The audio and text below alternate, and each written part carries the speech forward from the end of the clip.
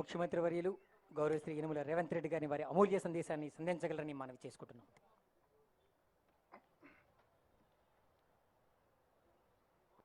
తెలంగాణ రాష్ట్ర రోడ్డు రవాణా సంస్థ తరఫున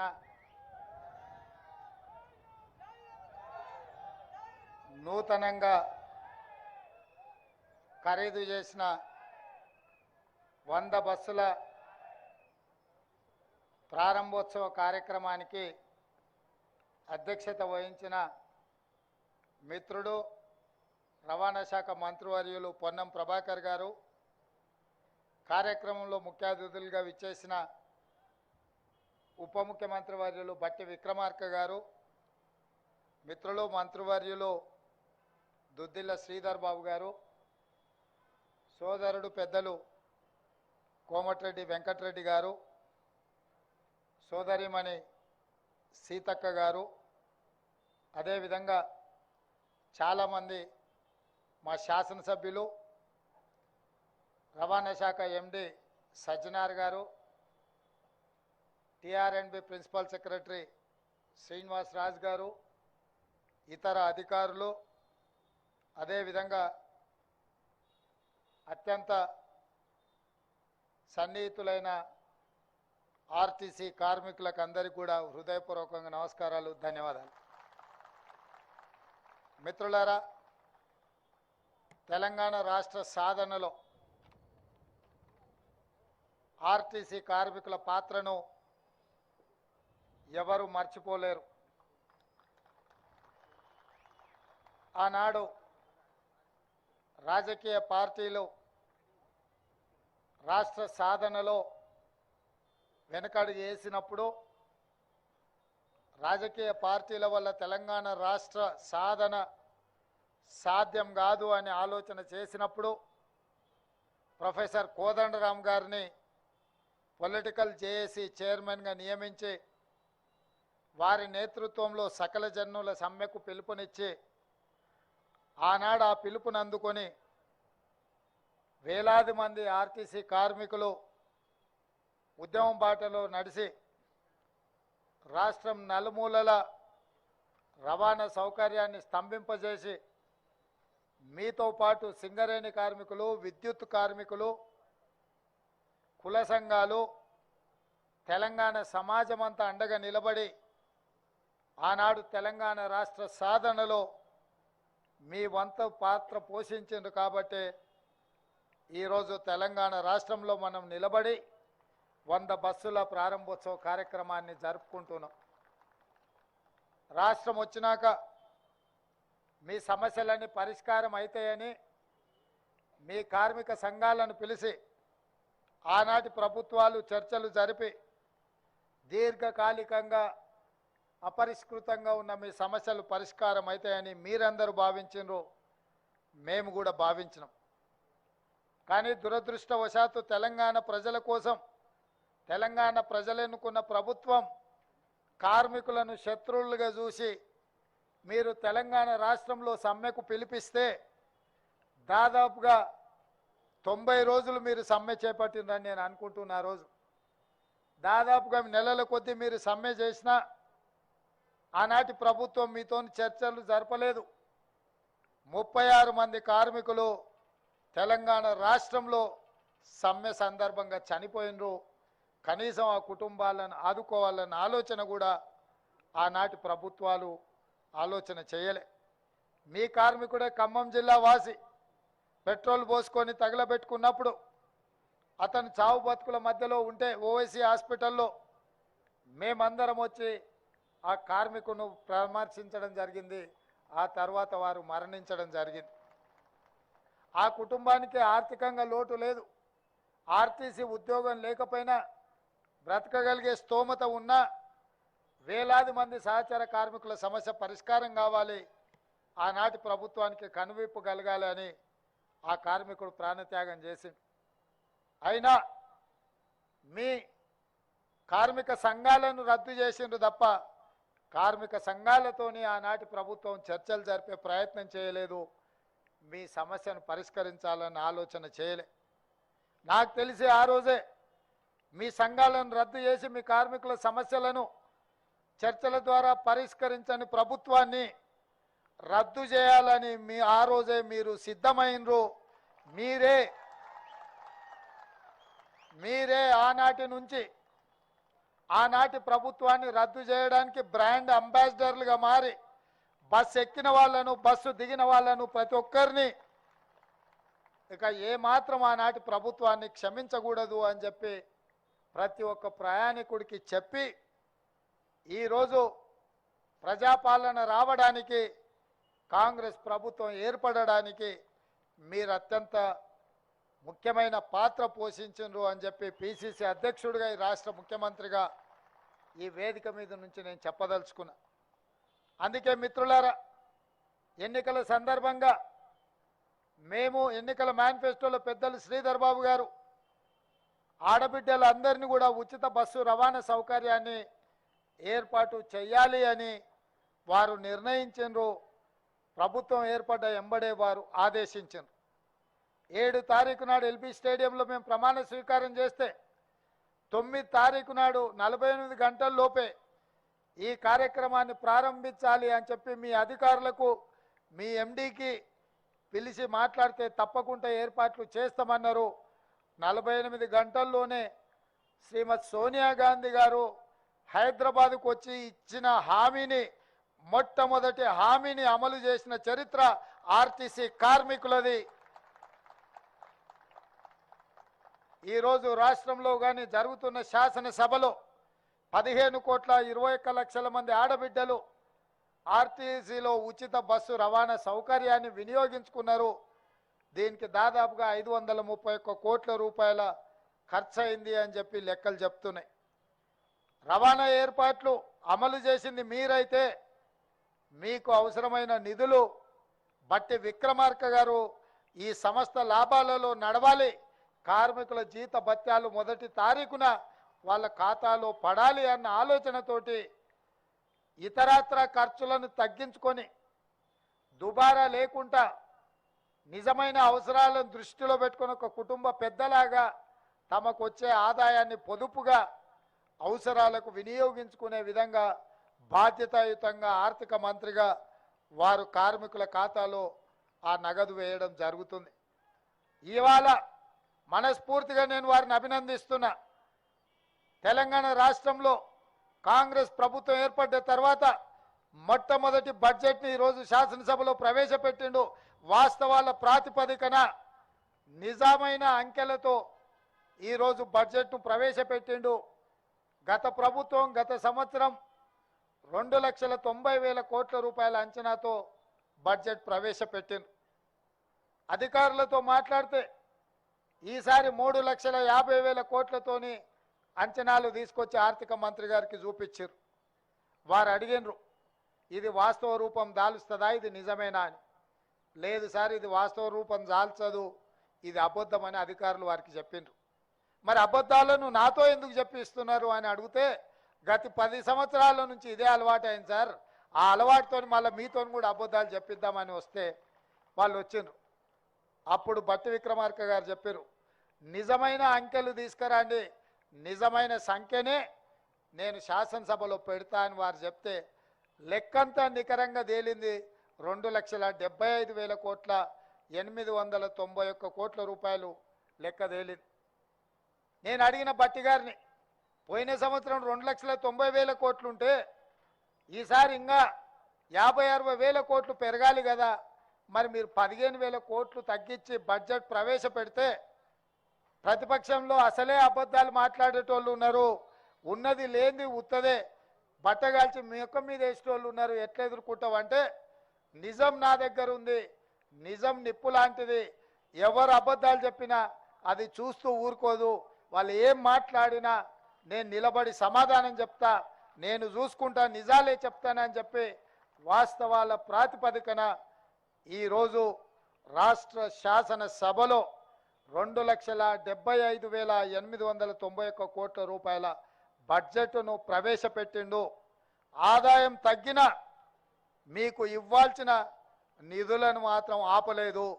ఇవాళ మీ ఉద్యోగాలకు సంబంధించి 2015లో మీ బకాయిలను పెండింగ్ పెడితే పొన్నం ప్రభాకర్ గారు ఆర్థిక మంత్రి గారిని నన్ను అడిగితే నేను ఆర్థిక మంత్రి గారికి సూచన చేసిన ఏం సంగతి అని. లేదు, 100% వాళ్ళకి ఇవ్వాల్సిందే, 280 కోట్ల రూపాయలు ఇవ్వాలా, మీకోసం బట్టి విక్రమార్క గారు విడుదల చేస్తున్నారు, పెద్ద ఎత్తున వారిని చప్పట్లతోని గౌరవించండి. ఎందుకంటే మళ్ళీ ఏమన్నా మనసు మార్చుకున్నాడు అంటే లేనిపోని పని అవుతుంది. పెత్తనం నా దగ్గర ఉన్నా తాళం చేయి బట్టన దగ్గర ఉంది నగదుకు. నేనైనా బట్టి గారికి చెప్పాల్సిందే. కాబట్టి మిత్రులారా, ఈరోజు నేను ఒక్కటే మాట చెప్పదలుచుకున్నా. ఎందుకు ఇన్ని వివరాలు చెప్పినా అంటే, మనం రోజు చికెన్ మటన్ తిని ఆరోగ్యం దెబ్బతింటే డాక్టర్ దగ్గరికి వెళ్ళి పథ్యం పాటించమని చెప్తాడు. అప్పుడు ఏమవుతుంది, మార్చిన కారంతో తినాల్సి వస్తుంది కొంతకాలం. మార్చిన కారంతో తింటే మనకు నష్టం లేదు, ఆరోగ్యం కుదుటపడుతుంది. గత 10 సంవత్సరాలు అబద్ధాల పేరు మీద వేల కోట్ల రూపాయల నిధులు కేటాయించినట్టు కాగితాల మీద చూపించి అబద్ధ ప్రచారాలు చేసి ప్రజల్ని నమ్మించి నట్టేట గత ప్రభుత్వం ముంచుతే, నిజం నిష్ఠూర్కమైన పర్వాలేదు, నిజం ఈరోజు నేను చెప్తే మిగతా 364 రోజులు ప్రశాంతంగా పరిపాలన చేయగలుగుతాం. ఒక్కరోజు సంతోష పెట్టడానికి అబద్ధం చెప్తే 364 రోజులు అబద్ధాలు చెప్పుకుంటూ బతకాల్సి వస్తుందని మా బట్టి గారు మాట్లాడినరు. మా బట్టి గారు మాట్లాడిన దాంట్లో వాస్తవం ఉందని నాకు అనిపించింది. అందుకే రాష్ట్ర ప్రజలు ఈ వాస్తవిక బడ్జెట్ను అర్థం చేసుకొని నిజంగా ఎవరికి నిధులు కేటాయిస్తే వాళ్ళకు 100% నిధులు చేరే విధంగా మా పరిపాలన ఉంటుంది, మా నిర్ణయాలు ఉంటాయి. ఖచ్చితంగా ఈ ప్రభుత్వం మాట చెప్తే మాట నిలబెట్టుకుంటుంది. అందుకే మహిళలకు ఉచిత బస్సు రవాణా సౌకర్యం కల్పిస్తే ఈరోజు ప్రతిరోజు 13 కోట్ల రూపాయలు దాదాపుగా ప్రభుత్వం మీద భారం పడుతుంది. ప్రతి నెల తిరిగితే దాదాపుగా 300 నుంచి 400 కోట్ల రూపాయలు ఈరోజు రాష్ట్ర ప్రభుత్వం ఆర్టీసీ సంస్థకు చెల్లిస్తున్నది. అంటే ఈరోజు ఆర్టీసీ సంస్థ నష్టాలలో ఉండి ఆక్యుపెన్సీ తగ్గిపోయి కార్మికుల జీత భత్యాలు ఇవ్వలేని పరిస్థితుల్లో ఉంది అని చాలామంది మాట్లాడుకుంటున్న సందర్భంలో ఈ పథకం ఆడబిడ్డలకు మీ బస్సులో ఉచిత రవాణా సౌకర్యం మీ సంస్థ బలోపేతం కావడానికి, మీ సంస్థ ఆర్థికంగా నిలదొక్కుకోవడానికి ఉపయోగపడ్డది. దానికి మా ప్రభుత్వం పూర్తిగా అండగా నిలబడాలన్న ఆలోచన చేసింది. ఈ 100 బస్సులే కాదు, ఈరోజు సమ్మక్క సారలమ్మ జాతరకు మా సీతక్క అందరిని ఆహ్వానించింది. రాష్ట్రం నలుమూలలో ఉన్న ఆడబిడ్డలు అందరూ కూడా అక్కడ సమ్మక్క సారలమ్మ జాతరకు వెళ్తే ఇబ్బంది జరగొద్దని ఇలా 100 బస్సులు కొత్తవి అదనంగా ఈరోజు తీసుకోవడం జరిగింది. శ్రీశైలం పుణ్యక్షేత్రం పోవడానికి కూడా 10 బస్సులు పెట్టడం జరిగింది. అదేవిధంగా సజ్జనార్ గారు ఇంకా 1300 పైచులకు బస్సులు కొత్తవి కొనాలి, వాటికి కూడా ప్రభుత్వం వైపు నుంచి సహకారం ఉండాలి అన్నారు. తప్పకుండా పెద్దలు బట్టి విక్రమార్క గారు ఈ విషయాన్ని కూడా పరిగణలోకి తీసుకొని ఆర్టీసీ సంస్థలో వందలాది కొత్త బస్సులను కొనుగోలు చేయడానికి వారు మీకు అండగా నిలబడతారు. ఇంకెక్కడైనా దుబారా ఖర్చులు తగ్గిస్తాడు. నా తెలుసు వారు రోసయ్య గారి నుంచి నేర్చుకున్నారు. రూపాయి కూడబెట్టేది గల్లపెట్టెలో దాచిపెట్టి నిజంగా అవసరమైనప్పుడు మన ఇళ్ళల్లో అప్పుడప్పుడు గల్లబుడ్డి ఉంటుంది, కొంచెం ఏమన్నా ఉంటే అందులో వేస్తాం. నిజంగా మనకు అవసరం వచ్చినప్పుడు గల్లబుడ్డి వలగొట్టి అందులో ఉన్న నగదు తీసుకుంటాం. ఓసారి దేవునికి ముడుపులు చెల్లించడానికే వాడతాం, ఇంకొకసారి ఏదైనా వైద్యానికి అత్యవసరం అయితే వాడుకుంటాం. అట్లనే బట్టి గారు కూడా వారి గల్లపెట్టే జాగ్రత్తగా పొదుపుగా అన్నీ దాచి మనందరి అవసరాలకు అవసరమైన మేరకు వారి సహకారం అందిస్తారు. మళ్ళొక్కసారి ఆర్టీసీ కార్మికులకు వాళ్ళ కుటుంబాలకు ఈరోజు మా ప్రభుత్వం అధికారంలో ఉంది. ఇవాళ రేవంత్ రెడ్డి అనే మీ నాయకుడు ముఖ్యమంత్రికి ఇక్కడ నిలబడి మాట్లాడుతున్నాడంటే మీ ఆశీర్వాదం, మీ అభిమానం ఉంది. ఇది భవిష్యత్తులో కూడా ఉండాలి. ఎందుకంటే మీరు వేరు మేము వేరు కాదు, మనందరం ఈ రాష్ట్రాన్ని అభివృద్ధి పదం వైపు నడిపించుకునే వాళ్ళము. మీరందరూ చిన్న ఏమైనా సమస్యలు వచ్చినా మా దృష్టికి తీసుకురండి, వాటిని పరిష్కరిస్తాం. మా మంత్రివర్గం అంతా కూడా అందుబాటులో ఉంటుంది. నేను కూడా 24 గంటల్లో 18 గంటలు ప్రతిరోజు పని చేస్తూనే ఉన్నా.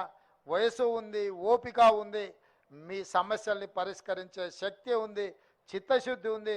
తప్పకుండా ఒక మంచి పరిపాలన అందించి ఈ దేశంలోనే తెలంగాణ మోడల్ ఉండాలి, తెలంగాణ మోడల్ లాంటి పరిపాలన ఇవ్వాలని ఇతర రాష్ట్రాల వాళ్ళు మాట్లాడుకునే విధంగా రాష్ట్రంలో పరిపాలన అందిస్తామని తెలియజేస్తూ మీ అందరి దగ్గర సెలవు తీసుకుంటున్న మిత్రులారా.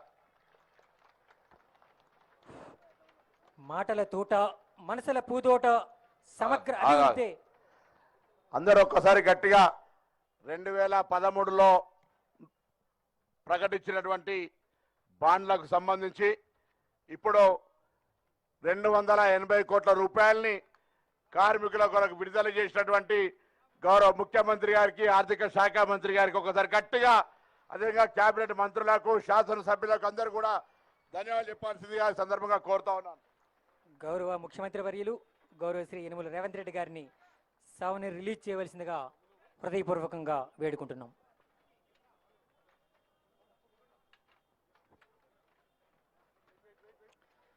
మాటల తోట మనసుల పూదోట సమగ్ర అభివృద్ధి గౌరవ సీఎం గారి సంకల్ప బాట. రాష్ట్ర ప్రజలకు అండగా, అక్క చెల్లెమ్మలకు అండగా, ఆర్టీసీకి అభయ అస్తంగా నిలిచిన గౌరవ శ్రీ యనమల రేవంత్ రెడ్డి గారికి హృదయపూర్వకంగా మీ యొక్క కరతాల ధ్వనులతో అభినందనలు తెలియజేయాల్సిందిగా మనవి చేసుకుంటున్నాం.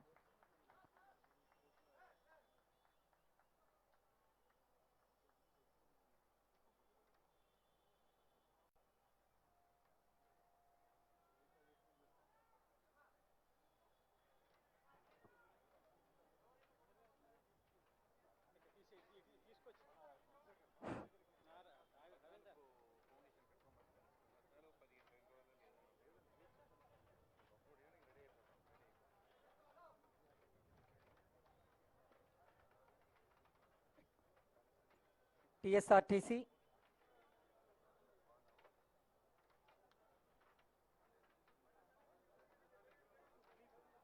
టిఎస్ఆర్టీసీలో ఉత్తమ ప్రతిభ కనబరిచిన వారికి, డ్రైవర్స్ అండ్ కండక్టర్స్కి గౌరవ రాష్ట్ర ముఖ్యమంత్రి వర్యులు గౌరవ శ్రీ రేవంత్ రెడ్డి గారి స్వహస్తాల మీదుగా సన్మాన కార్యక్రమం.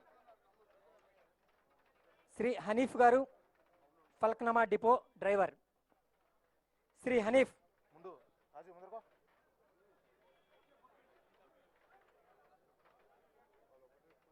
Syed Ashraf cantonment depot driver. Shri CH Yadaiah Rajendra Nagar depot conductor. Shrimati P Koteswaramma Hyderabad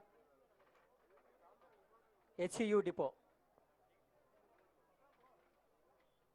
Telangana రాష్ట్ర గౌరవ ముఖ్యమంత్రి వర్యుల స్వహస్తాల మీదుగా ఉత్తమ ప్రతిభ కనబరిచిన వారికి సన్మాన కార్యక్రమం.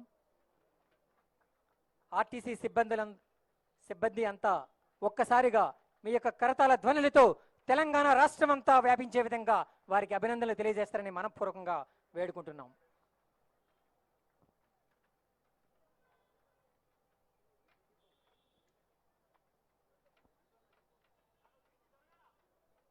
Syed Ashraf cantonment depot driver. Shri CH Yadaiah Rajendra Nagar depot conductor. Shrimati P Koteswaramma HU depot.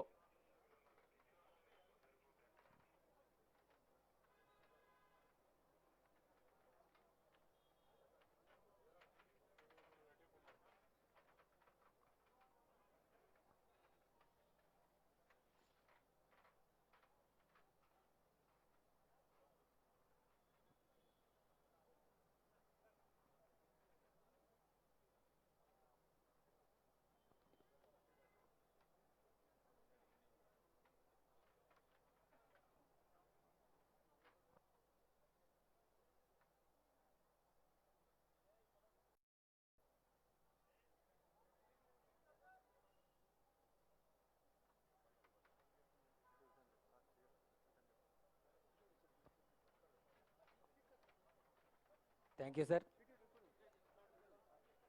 గౌరవ తెలంగాణ రాష్ట్ర ముఖ్యమంత్రి వర్యుల స్వహస్తాల మీదుగా పూజా కార్యక్రమం, రిలీజింగ్ ఆఫ్ బెలూన్స్.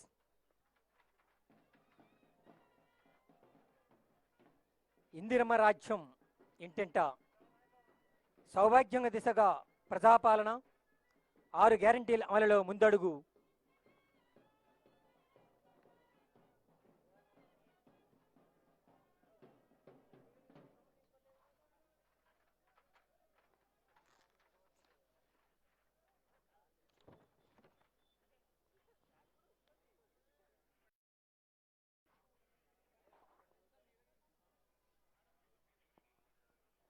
మహిళల కోట్ల రూపాయలు ఆదా, అందుకే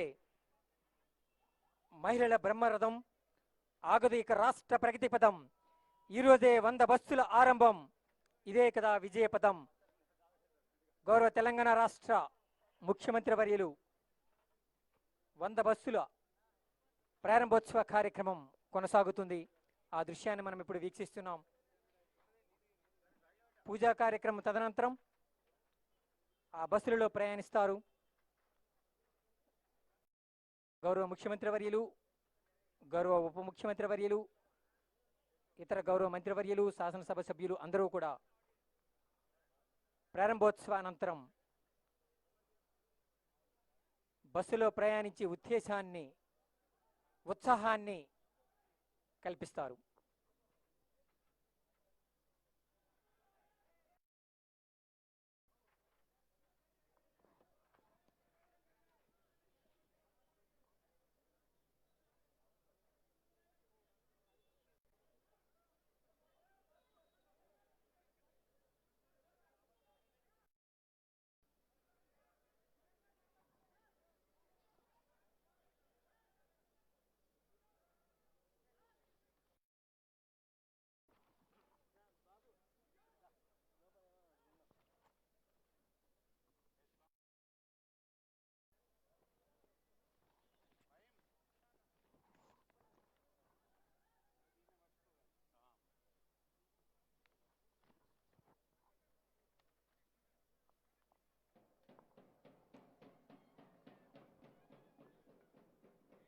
మహాలక్ష్మి పథకం 6 గ్యారంటీల్లో భాగంగా తెలంగాణ రాష్ట్ర గౌరవ ముఖ్యమంత్రి వర్యులు గౌరవ శ్రీ రేవంత్ రెడ్డి గారు, గౌరవ ఉప ముఖ్యమంత్రి వర్యులు గౌరవ శ్రీ మల్లు బట్టి విక్రమార్క గారు,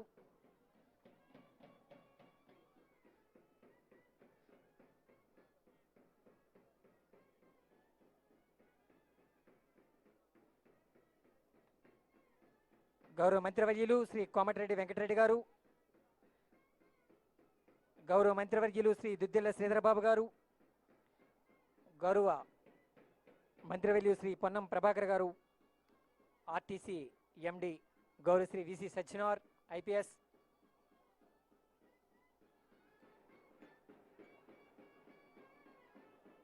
గౌరవ శ్రీమతి డి అనసూయ సీతక్క,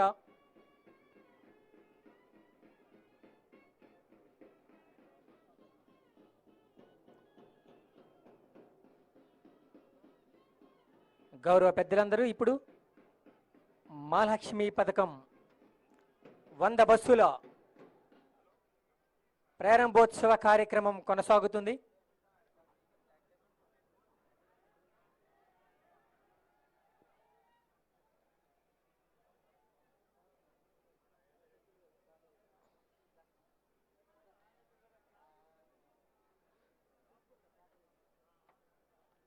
సిబ్బంది కుటుంబ సభ్యులంతా కరతాళ ధ్వనులతో ప్రారంభోత్సవ కార్యక్రమాన్ని స్వాగతం పలకగలరని మనవి చేసుకుంటున్నాం.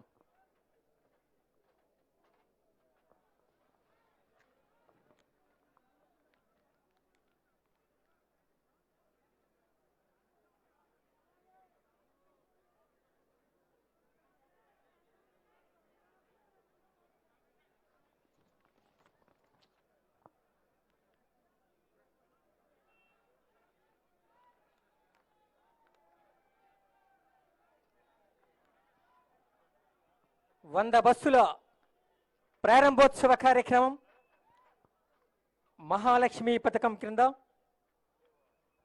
మహిళల ఉచిత ప్రయాణం కొరకు మహిళల సౌకర్యార్థం నిమిత్తం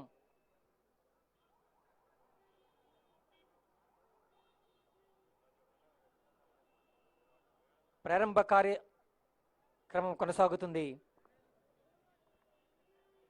అందరికీ హృదయపూర్వక ధన్యవాదములు.